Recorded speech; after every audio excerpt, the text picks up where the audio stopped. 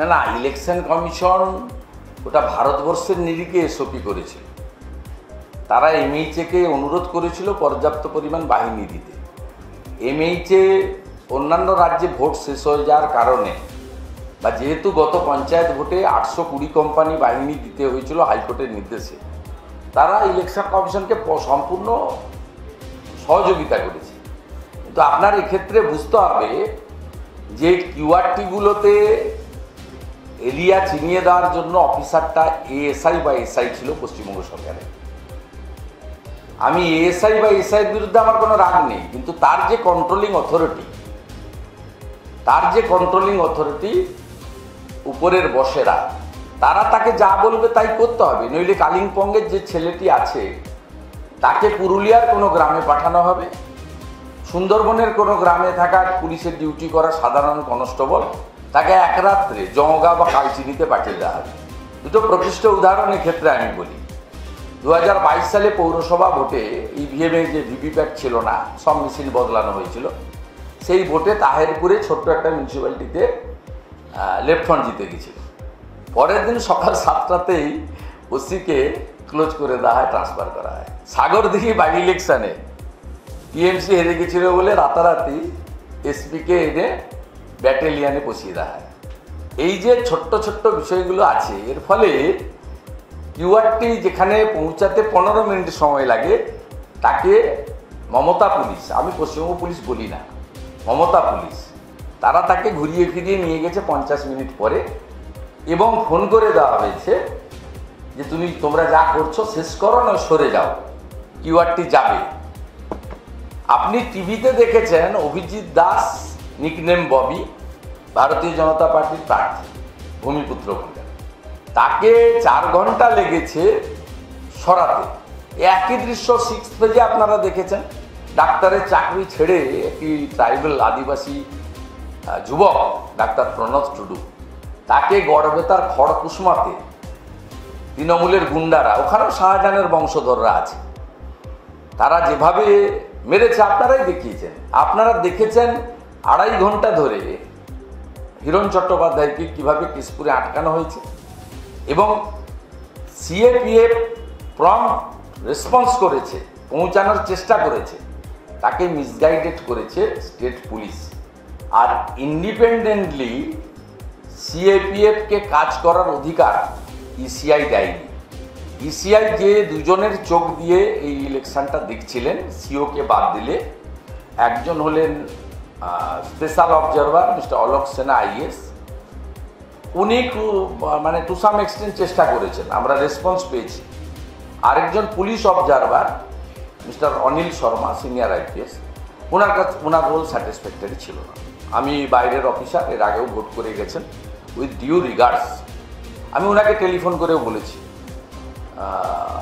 7-8 দিন আগে, বলে আপনার রোল, আপনি পুলিশের ইলেকশন কমিশনের কাছ থেকে মেডেলও পেয়েছেন, এর আগে অনেক ভোট করেছেন, কিন্তু এবারে আপনার রোল নট স্যাটিসফ্যাক্টরি।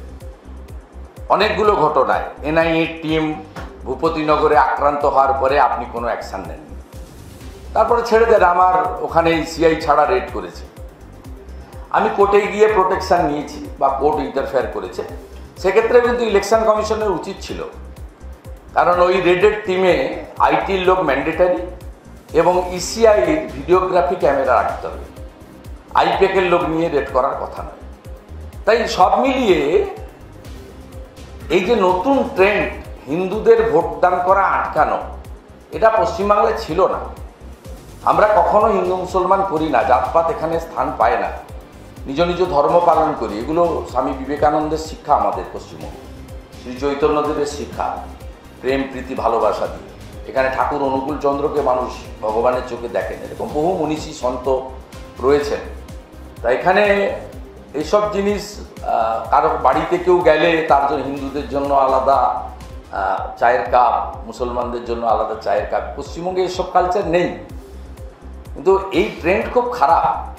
এগুলো যখন কলেজে পড়তাম শুনতাম যে উঁচু জাতের লোকরা, আমি আর জাতের কথা বলছি না, নিম্নবর্ণের যারা পিছিয়ে পড়া সামাজিকভাবে, যাদের বাবা সাহেব আম্বেদকর প্রোটেকশন দিয়েছে, তাদের বিহার টিহারে ভোট দিতে দেওয়া হতো না। একটা সময় এগুলো ছিল, মোদিজি এগুলো এসে ভেঙে দিয়েছেন।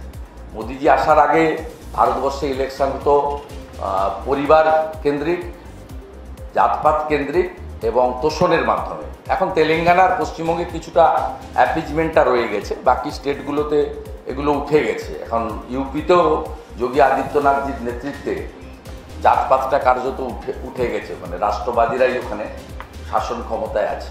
তাই ইন্ডিপেন্ডেন্টলি সিএপিএফ এর কিছু মানে করার সুযোগ খুব লিমিটেড আছে, কিন্তু সিএপিএফ এর রোলটা ছিল বলেই আমার মতো পশ্চিমবাংলার কোটি কোটি ভোটার ভোট দিতে পেরেছেন। এবং প্রথম ফেজ থেকে আজকের ফেজ দেখবেন 21 এবং 19-এর তুলনায় 19-এ তো আপনার 30% স্টেট পুলিশ ছিল, 70% প্যারামিলিটারি ছিল, এবং 21-এও তো আপনারা জানেন যে 4-5% ভোট কম পড়ছে। তার কারণ হচ্ছে ম্যাসিভ যে ফলস ভোটিং, এটা সিএপিএফ এর প্রেজেন্স থাকার জন্যই সম্ভব হচ্ছে না। Within the limitation of the CAPF and as per the guideline of the ECI they are performing well.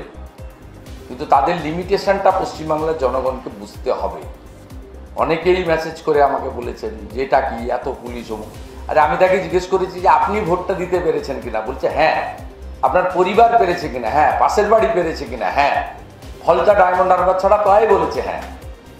তারপরে ফাইনালি আমি তাকে জিজ্ঞেস করেছি এই যে আপনি ভোটটা দিতে পেরেছেন কতদিন পরে, না অনেক দিন পরে। আমরা অনেক দিন ভোট দিইনি, অনেক দিন পরে ভোটটা দিতে পেরেছি, সে তার ক্রেডিট গোজ টু সিএপিএফ।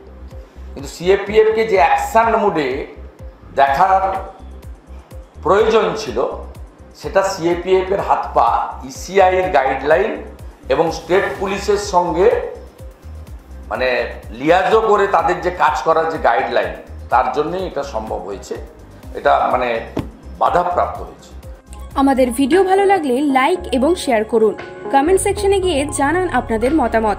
আরও ভিডিও পেতে আমাদের চ্যানেল সাবস্ক্রাইব করুন এবং প্রতি মুহূর্তে খবরের আপডেট পেতে প্রেস করুন বেল আইকন।